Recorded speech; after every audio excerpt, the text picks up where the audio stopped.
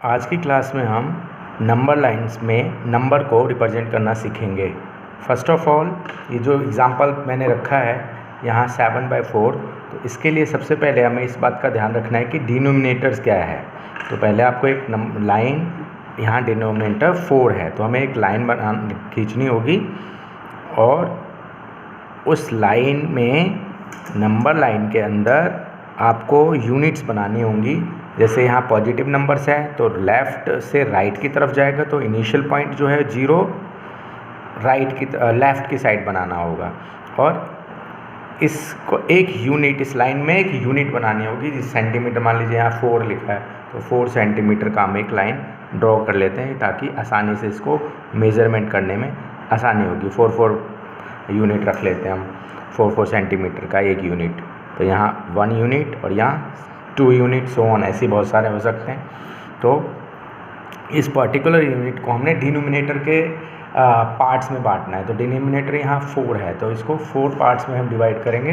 तो 4 पार्ट्स में इस एक यूनिट नंबर को डिवाइड कर लेंगे इस तरह से 1 2 3, और इसी तरह से सेकेंड यूनिट को भी हमने यहाँ पर हर एक यूनिट को 4 इक्वल पार्ट्स में डिवाइड किया, क्योंकि डिनोमिनेटर 4 लिखा हुआ है। जितने डिनोमिनेटर्स होते हैं उतने ही नंबर्स में हम इनको डिवाइड करते हैं।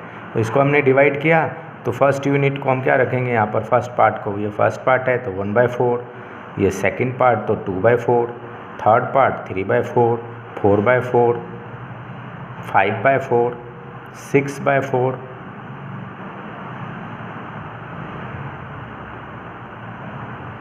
7/4, 8/4, इस तरह से। अब आपने इसमें क्या देखना है कि 7/4 कहाँ पर है। तो 7/4 देखें तो ये नंबर है, ये नंबर लाइन को रिप्रेजेंट करता है। इसी का सेकंड पार्ट देखिए, सेकंड पार्ट में -5/6 दिया हुआ है। तो जिस तरह से हमने फर्स्ट क्वेश्चन में किया था, एक नंबर लाइन ड्रॉ करा और नंबर लाइन ड्रॉ करके जितना डिनोमिनेटर्स लिखा हुआ है इसका 6, तो हम 6 सेंटीमीटर का एक यूनिट रख लेंगे, क्योंकि सेंटीमीटर का यूनिट अगर हम सेंटीमीटर में रख लें तो इसे नापने में, बाय पार्ट करने में, अलग अलग पार्ट बनाने में आसानी हो जाती है। तो इसको हमने डिवाइड करने में इजी हो जाएगी, इसलिए हम इसको 6 सेंटीमीटर का एक लाइन ड्रॉ कर लेते हैं। 3 4 5 6, थोड़ा सा 6 से एक्स्ट्रा। अब देखना ये है कि ये इनिशियल पॉइंट कहाँ होगा। तो यहाँ देखिए माइनस में है तो इसका initial point right to left चलेगा और 6 सेंटीमीटर तक का ले लेते हैं हम एक लाइन। अब 6 का क्यों ले रहे हैं, 6 का हम एक यूनिट क्यों ले रहे हैं, क्योंकि हमें डिनोमिनेटर में 6 दिया हुआ है तो हमें एक यूनिट को 6 इक्वल पार्ट्स में डिवाइड करना होगा। तो इसके लिए हमने अब इसको 6 इक्वल पार्ट्स में डिवाइड कर लेंगे। देखिए मैंने 6 पार्ट्स में डिवाइड कर लिया। अब इसको फ्रैक्शन में लिख देंगे 1/6 -2/6 -3/6। इसी तरह से, इस तरह से हमने इसमें मार्किंग कर ली। अब हमने नंबर्स को देखना है कि 5/6 कहाँ आ रहा है। तो इसमें देखिए 5/6 इस जगह पर है तो इसको हमने अंडरलाइन कर लिया। क्लियर है। बस इतना ध्यान रखना है कि जो हम एक यूनिट लेंगे उसको हम कितना डिवाइड करेंगे, जो डिनोमिनेटर्स होंगे। यहाँ डिनोमिनेटर 4 था तो हमने 4 पार्ट्स किए थे, यहाँ 6 है तो हमने 6 पार्ट्स किए। क्लियर है। तो नेक्स्ट क्वेश्चन देखिए, यहाँ क्या क्वेश्चन दिया हुआ है, represent -2/11, -5/11 and -9/11 on a number line. Same as first question की तरह करना है। इसके लिए भी पहले आपको एक लाइन ड्रॉ करनी होगी और उस लाइन में यूनिट्स लेने होंगे और उस एक यूनिट्स को 11 इक्वल पार्ट्स में डिवाइड करना होगा। इस तरह से मैंने एक लाइन ले ली और इसमें हमने नेगेटिव साइन है तो राइट से लेफ़्ट की तरफ चलेगा ये, क्योंकि negative sign right to left चलता है। तो यहाँ 1 यूनिट आपको 11 सेंटीमीटर का अगर हम ले लें तो ईज़िली हो जाएगा, क्योंकि 1 सेंटीमीटर का आपके सारे पार्ट्स बन जाएंगे। तो मैं इसको 11 सेंटीमीटर पर एक लाइन पॉइंट लगा लेता हूँ और इसको मैं 1 यूनिट रख लेता हूँ और इस यूनिट को मैं 11 इक्वल पार्ट्स में डिवाइड कर लेता हूँ। क्यों, क्योंकि यहाँ डिनोमिनेटर 11 है तो हम कर लेंगे 11 इक्वल पार्ट्स में डिवाइड। इस तरह से मैंने 11 पार्ट्स में डिवाइड कर लिया और इसकी मार्किंग कर लेंगे -1/, 11 minus 2/11, similarly minus 3/11 minus 4/11 so on up to minus 11/11 तक, क्योंकि माइनस 1/11 इज़ -1 रिड्यूस होके। अब आपको जो ये नंबर्स दे रखे हैं इनको इनमें पॉइंट आउट कर देना है। जैसे -2 तो -2/11 ये हुआ, -5 तो -5/11, फिर -9 9/11। क्लियर है? अब हम यहाँ देखते हैं क्वेश्चन नंबर 3 क्वेश्चंस में दिया हुआ है 5 rational numbers which are smaller than 2। तो आपको यहाँ 2 से छोटे 5 रैशनल नंबर्स निकालने जो 2 से छोटे हों। मीन्स अगर हम एक तरह देखें तो 2 से छोटे नंबर्स कौन से होते हैं? 1 होगा, 0 होगा, -1 हो सकता है, -2 हो सकता है, -3 हो सकता है, -4, इस तरह से बहुत सारे नंबर्स हो सकते हैं। It's also rational number. हम यह आंसर भी इसका लिख सकते हैं।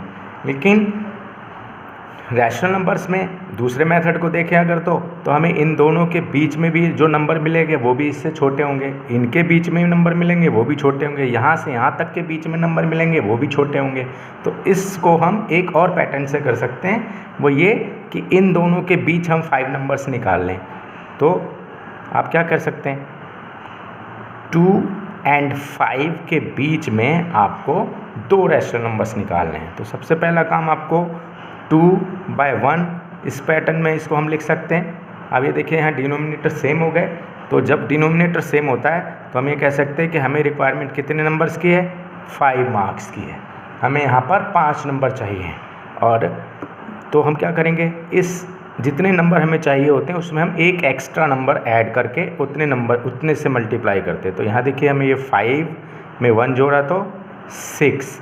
तो हमें क्या करना होगा, इन नंबरों में डिनोमिनेटर और न्यूमरेटर में 6 से मल्टीप्लाई कर देना है। हम जब 6 से मल्टीप्लाई कर देंगे तो हो जाएगा 12/6 और इधर हो जाएगा 6/6। अब इन दोनों के बीच जितने नंबर्स आपको मिलते हैं वो लिख लेंगे। तो क्या लिखेंगे, रैशनल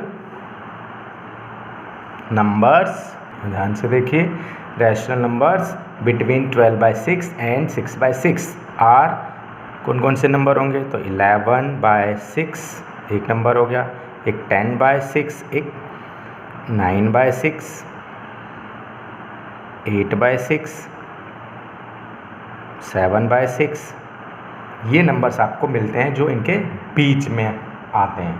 अब इन नंबर्स को आप रिड्यूस करके भी लिख सकते हैं। जैसे ये नंबर रिड्यूस हो रहा है तो हम इसको रिड्यूस कर देंगे।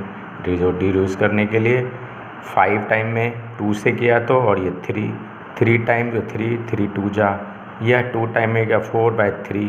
तो आपके पास एक्चुअल नंबर आपको मिल गया 11/6, 5/3, 3/2, 4/3 and 7/6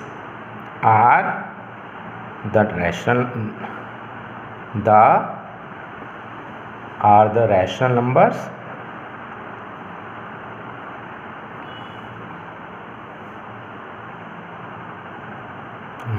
which are smaller than 2। Clear है?